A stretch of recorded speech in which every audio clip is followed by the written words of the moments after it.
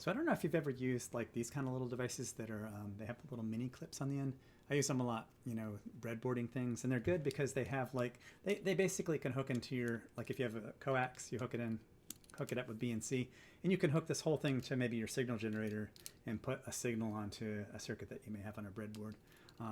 But I've always wondered like how bad these things are from an impedance standpoint, and I've always thought, well, maybe if you like twist them like this, you know, maybe that would help in terms of kind of, you know, keeping a consistent impedance in the line. But it's kind of, you know, kind of silly doing that kind of stuff with a breadboard, but I've always kind of wondered. So I thought I'd take one of these and put it on a TDR and see what it actually looks like.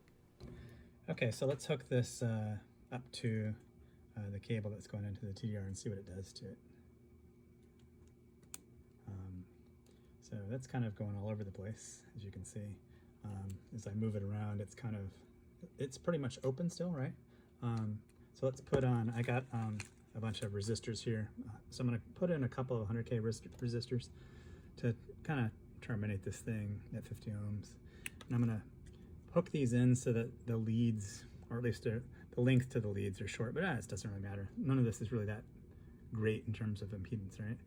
But I'll hook it in there. So now we kind of have this thing being closed, and you can see that the TDR is now showing that the trace goes down to kind of the closed form. And I've always kind of wondered, like, you know, like I said, if you were to twist these, what does it do to the impedance? To try to help, you know, keep these lines next to each other. So I'll twist this up, make a nice spiral out of it. And I'm trying to put them closer together to drop the impedance down. So there's a nice tight spiral. And you can see that there's like a flat line there. I think that section there might represent roughly the length of this line here.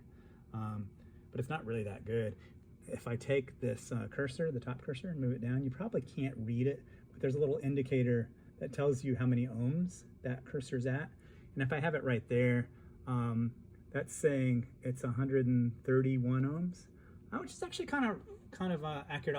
I'll include a picture I made when I was working on some CAN stuff. I needed a 120 ohm line, and I took a couple of wires and twisted them together kind of like this, and they ended up being about 120 ohms, which is the impedance in CAN bus lines.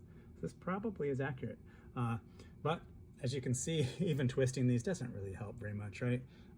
This is just a mess in terms of stuff, and it, you know, it kind of shows you can't really do any high-speed stuff on breadboards, as you might know. All right, thanks for watching.